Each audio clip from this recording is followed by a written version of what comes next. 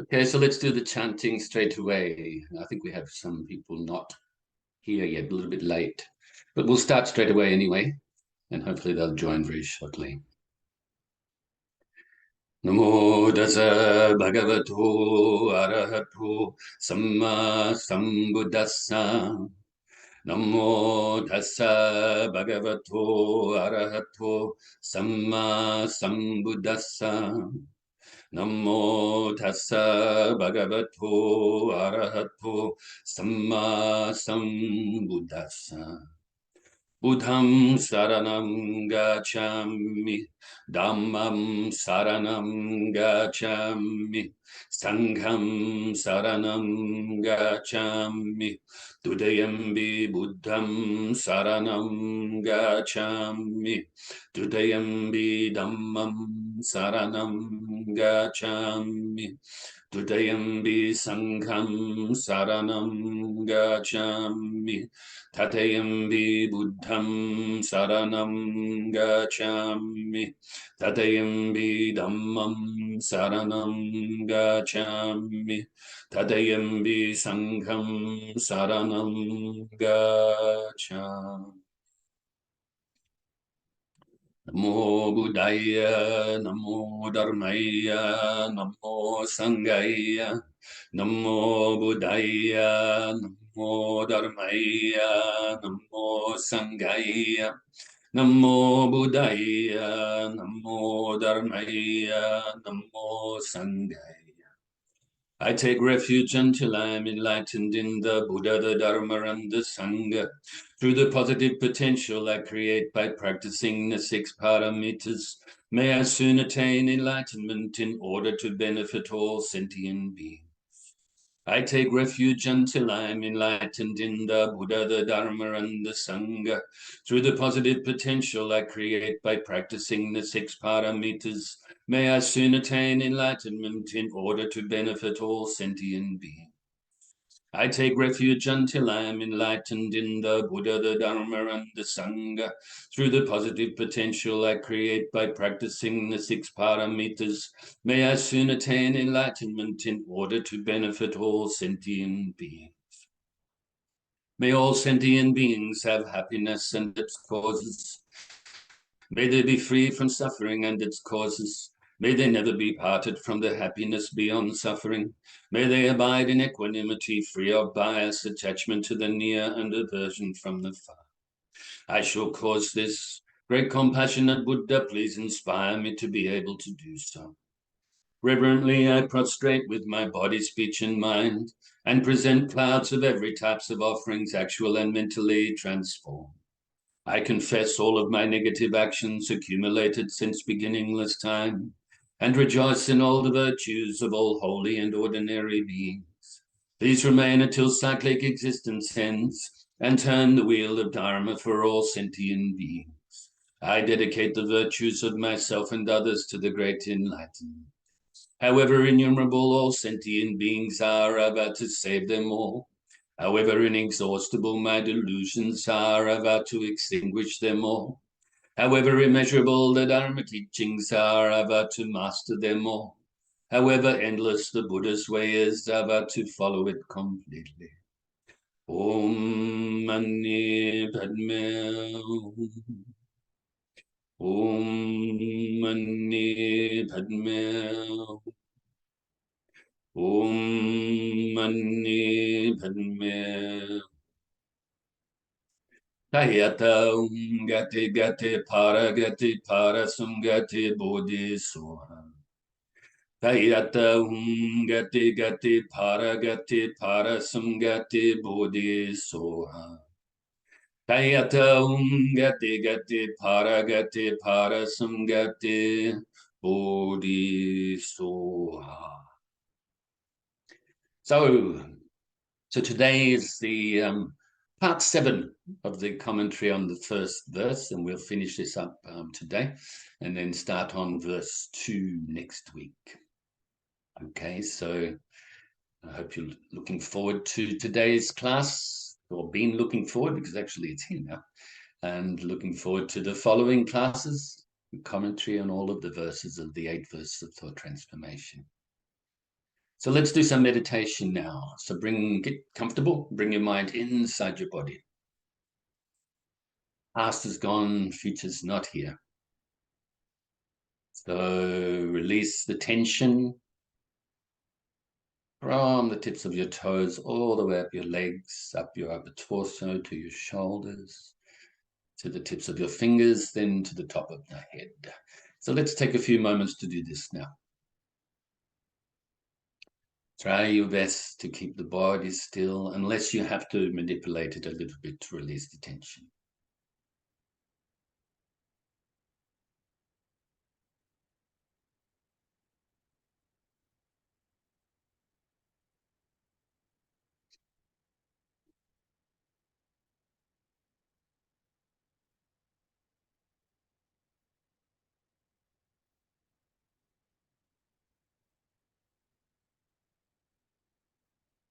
And now scan your body again just to release whatever tension you may have left over.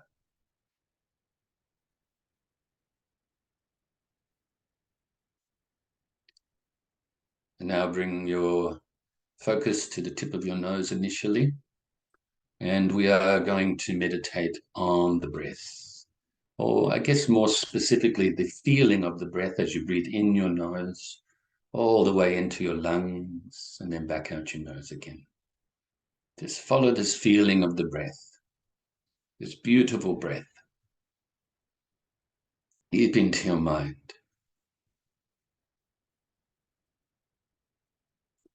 To remind you the four foundations of mindfulness. Satipatthana.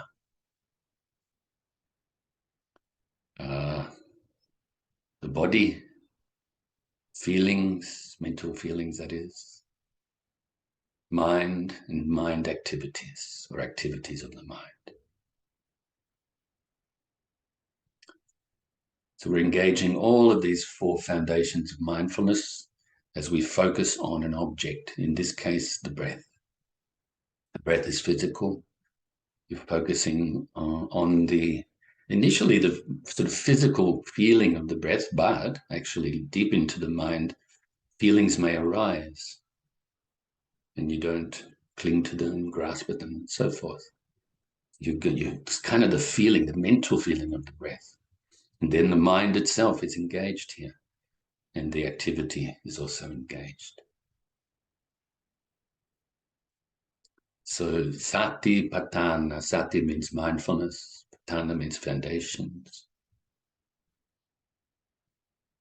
And one of the names we give to this meditation that we will now engage in is anapanasati, for mindfulness of the breath.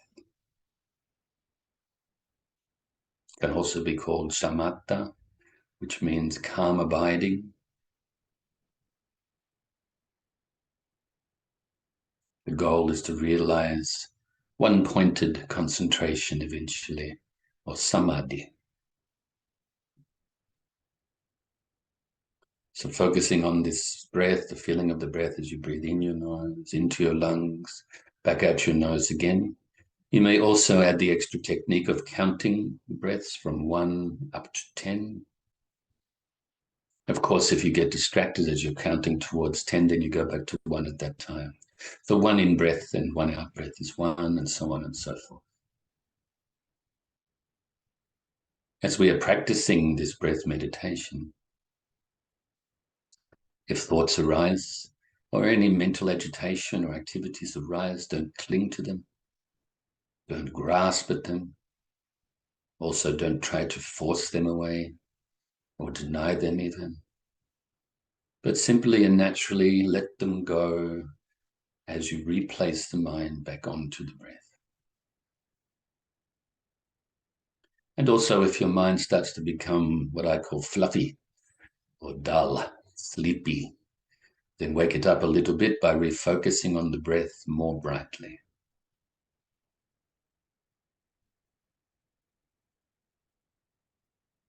So let's practice like this in silence for a little bit.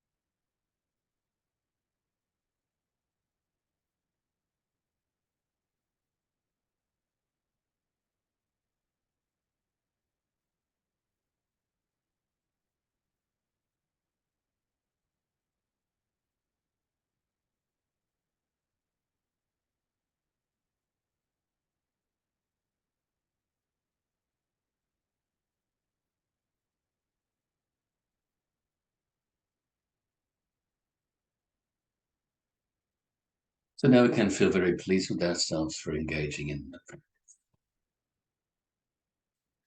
And just bring your mind, right now your focus to my voice. I will just explain a couple of things before we engage in the loving kindness meditation and the giving-taking meditation. So I guess you say, to quote myself, whether the practice of meditation is easy for us or whether it's a burden, it depends actually on our own attitude towards it. You see the good qualities in it, it tends to give rise then to more enthusiasm and joy in the practice, which makes it easier. But if we are looking at it as another worldly activity, maybe even getting irritated during it or looking towards it, then it will be a burden. So the practice of meditation, however simple the methods may be, however straightforward they are, it leads to deeply profound states of mind and eventually to one-pointed concentration, eventually to realize the supreme wisdom and the great compassion it is that are needed to realize the supreme enlightenment.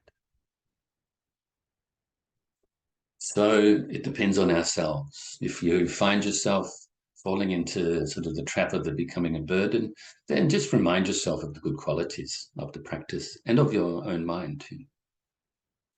The complications in meditation practice come within our own mind, actually, not in the practice itself. It's important that our meditation is based on morality. So do our very best to engage in only thoughts that bring benefit and that are wholesome. Relinquish any unwholesome thoughts. And it is likewise with our physical actions and our speech. And if our meditation then is based on this morality, then we have nothing to feel bad about. We'll have less distractions, less mental agitation, and so on. Okay, so just wanted to remind you about that. Really important, to look after, first of all, our mind, our attitude, look into the mind to make sure that it's wholesome rather than unwholesome. And also regulate our physical actions and our words to be wholesome and not unwholesome. So now fill yourself with universal loving kindness, utilizing the visualization of your whole being filling with the white light or white nectar, or if you prefer, just go with the feeling of loving kindness, that's fine. The feeling is of utmost importance. Fill yourself with so much loving kindness now that it overflows and radiates outwards, initially to your loved ones, family and friends.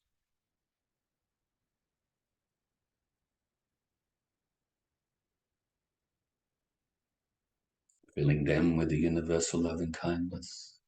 And now also includes strangers, those people that you are indifferent towards.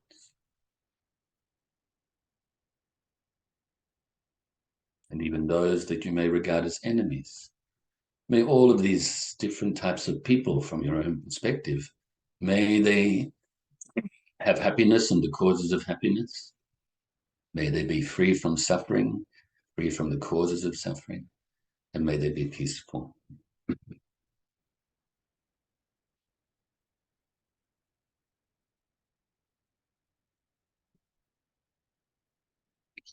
And now let's radiate this loving kindness out further and further distance-wise, initially around your immediate area to all living beings now.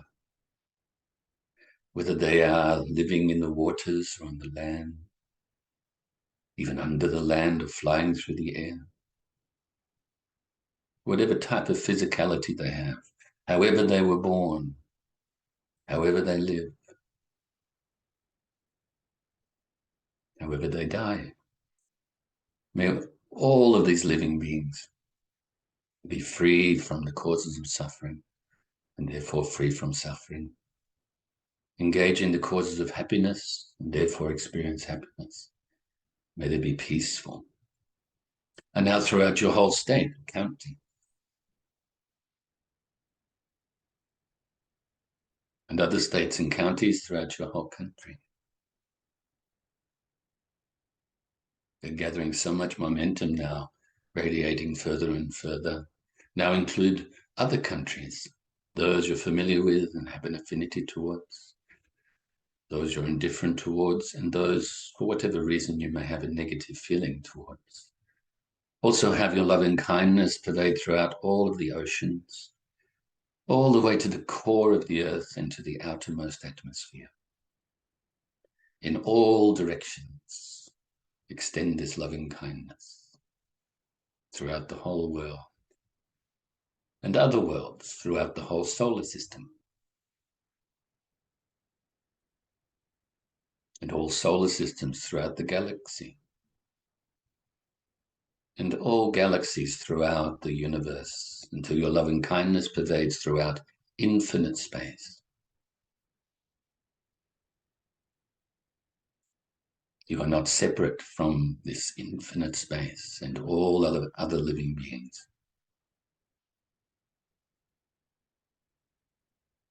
And now let's switch techniques for a minute or so. We practice in Tibetan Tonglen, translated to English as giving, taking. We will take the suffering of others upon ourselves and of course let it go into the universe. As we breathe in or inhale, we take the suffering of others. It leaves their heart center as black smoke, all of these beings in front of you. And then it enters into your heart center, melts away your ego and your self-centeredness. Actually, first of all, I should say, bring to mind the difficulties and sufferings that all living beings experience and have sort of generate the mind of great compassion, of bodhicitta, wishing to free them from this suffering and wishing to cause their happiness. So you do it as you inhale, you do as I mentioned just before. As you exhale, from your heart center now radiates white light, similar to the loving kindness meditation, and enters into the heart centers of all living beings, giving away your happiness, all of your goodness and merits, everything you find pleasing to others. And this makes them very happy as it enters into their heart centers. So now let's practice like this for a minute or so that we can finish up the verse 1 commentary this class. Really focus on this now. Breathing out, white light, all happiness and all goodness to others. Breathing in, taking away their suffering, destroying our ego and self-centeredness. Breathing out, giving up our attachments, so on.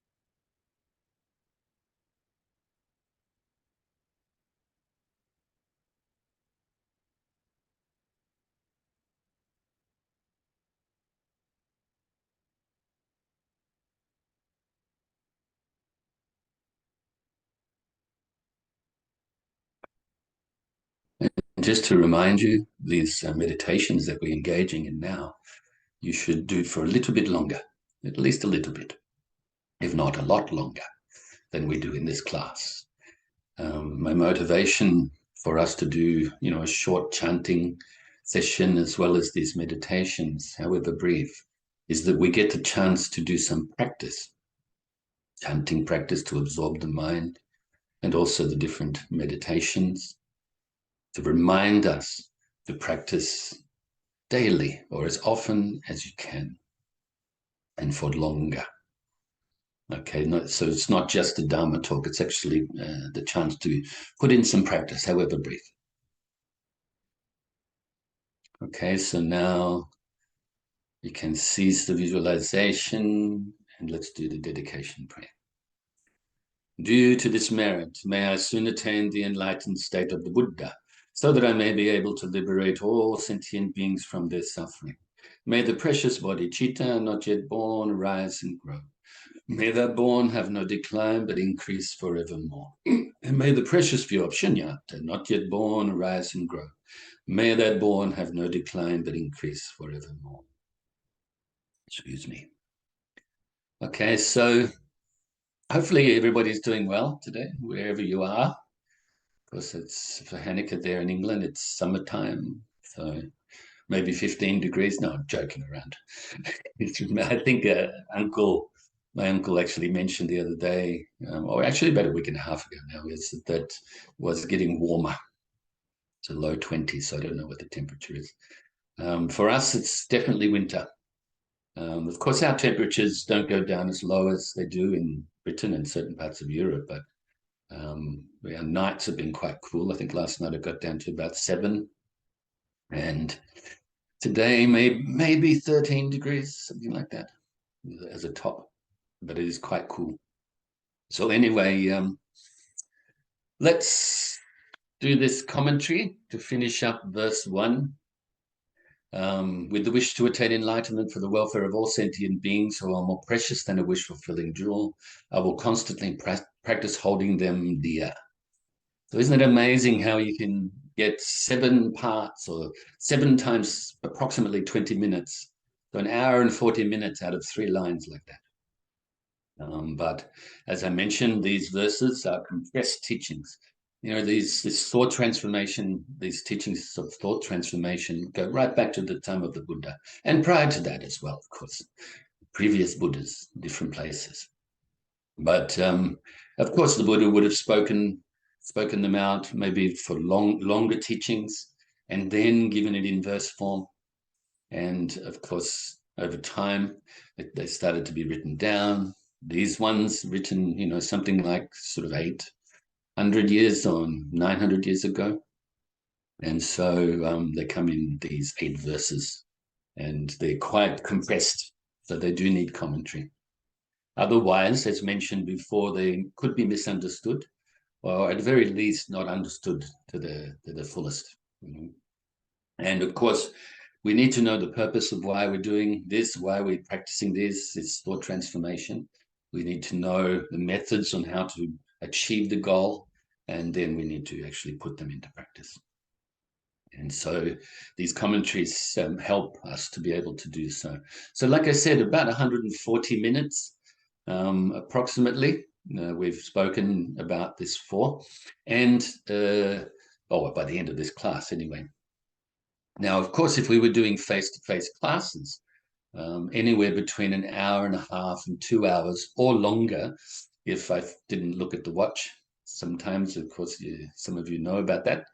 But anyway, so basically you could say this is like 1.5 classes or maybe 2 classes. If we were face-to-face, of course, we would do some meditation possibly as well, some chanting, depending on the day. So, you know, it takes a bit longer when we're doing these shorter talks. But I think it's better to do the shorter talks when it comes to the Zoom classes as well. You know, it frustrated me a little bit when we first started doing them. You know, I was going to say as well as the shorter meditations and whatnot, but it frustrated me a little bit. Get to the end of the class and I hadn't finished what I was doing. But then after some time, I realized this actually is a good thing, because it means I'm not speaking too much, and that you get to, even if you know the teachings already, you get to reinforce your understanding, maybe a reminder. Maybe there's some teachings you're hearing for the first time or you haven't heard very much. And so you get to absorb your mind with these teachings in your own time as well. And then, of course, with recording these classes, it's actually really good because we can review them all the time. And, if you want more, then go to the YouTube channel. And then even if you want to bypass the chanting part and the meditation parts, then go to approximately the second half of each video and, follow that.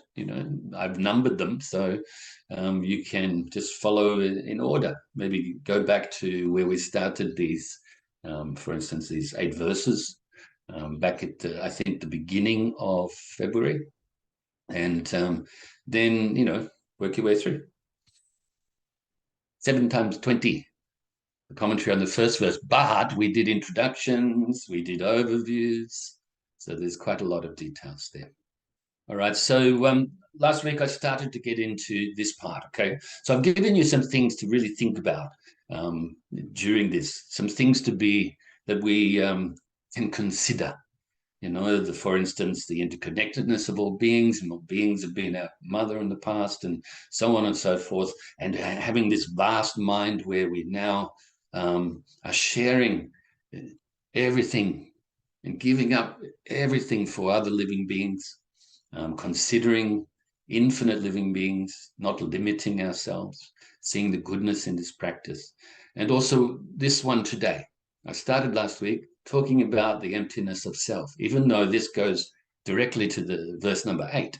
We'll talk about it in more detail. And of course, we've spoken about it before during the commentary on the 6 paramitas, for instance, on the wisdom aspect.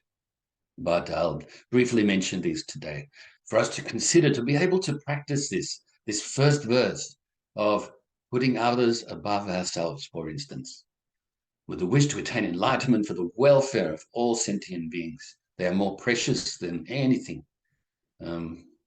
Constantly practice holding them dear. Okay, to be able to do this, maybe this next lot of information is extremely helpful for you. Okay, so in reference to I, or may I, and what is I alluded to this maybe a month or so ago. I started with Mum when we were having lunch. She'd say, "This is my dinner," and I'd say, "There is no my."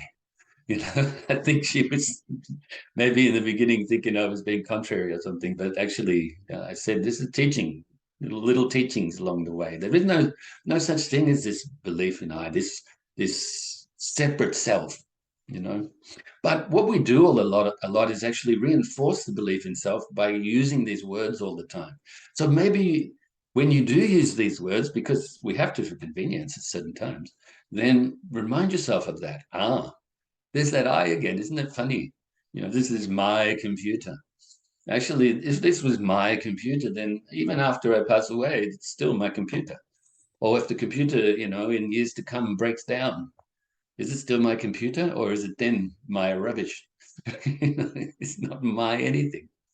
And even, like I said, we impute names onto things. This computer is, for instance, it's a computer because it computes. I don't know. It's quite funny when you look into words and the meaning of the words and so forth. It's actually, it can be quite humorous. And so generally and relatively, I, you, me, others exist. Of course we do, conventionally, when we need to talk about these things, to sort of communicate with each other. There's no need to question this. Our experience is proof, okay? Suffering, happiness, we go through experiencing different stages of the suffering and happiness, and it keeps changing all the time, okay? But where is the self? My happiness, my suffering, it's actually gone already. What I just said is all gone already, Constantly say I, me in our speech. There's no disputing the existence of this, the conventional level of self, as our experience day to day. There's no need to question that.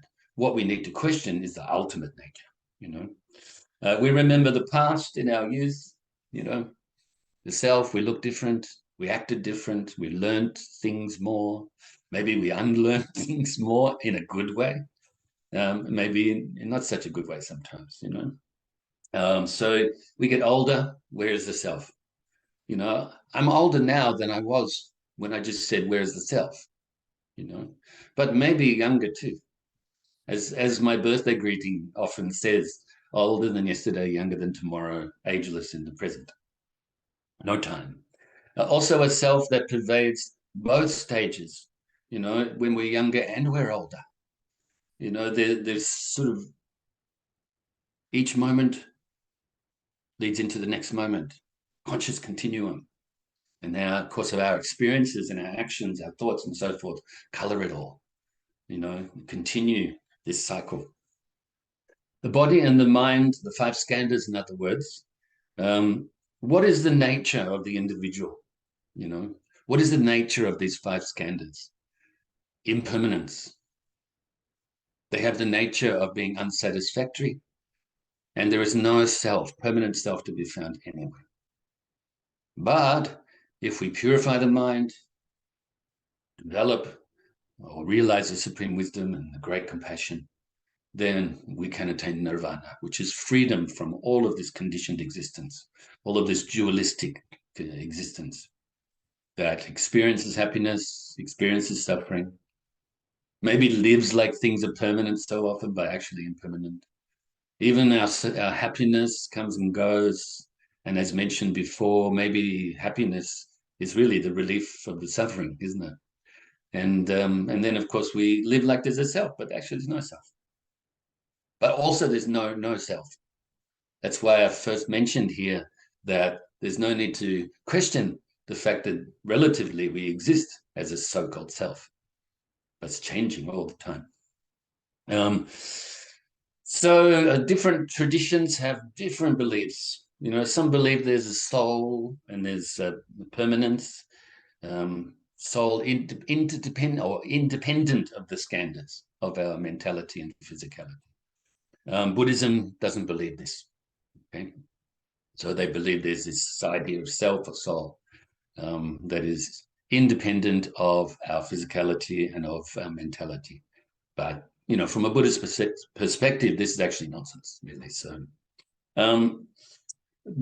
really, the mind is totally free from all of this, the emptiness, the Buddha nature. We can realize this, okay? It is possible for us to do so.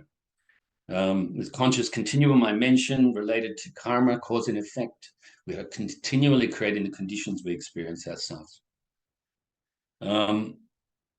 We should work to understand things beyond conceptual thinking, beyond language and expression, beyond experience even, working our way towards that.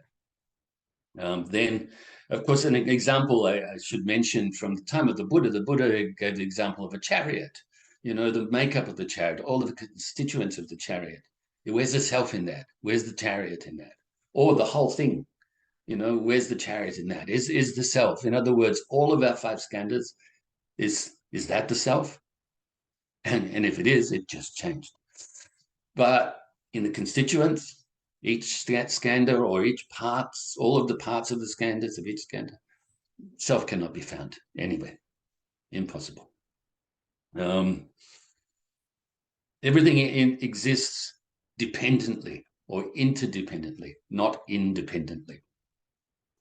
We are all interdependent too, now that I mentioned that. We are not separate from each other, not separate from all things throughout the universe, individually and collectively. All beings, five aggregates, and live with the three marks. In other words, the impermanence, unsatisfactoriness, and no self. We all have the potential for enlightenment, but at present we are not enlightened.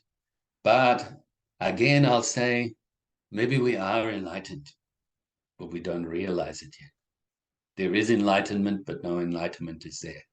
We have to unveil the Buddha nature, unveil our enlightened nature.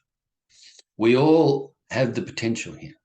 I wanted to point that out at the end of this, very detailed commentary on the first verse. Even though, like I said, it relates more specifically to the eighth verse. All of this interconnected, all these teachings interconnected. Okay. Okay, so I know that we're under a minute, maybe 40 seconds or something.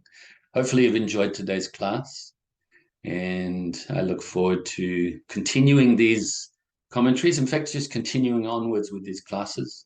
It's marvelous that we're utilizing this platform and the internet and modern technology in a good way, not in a bad way.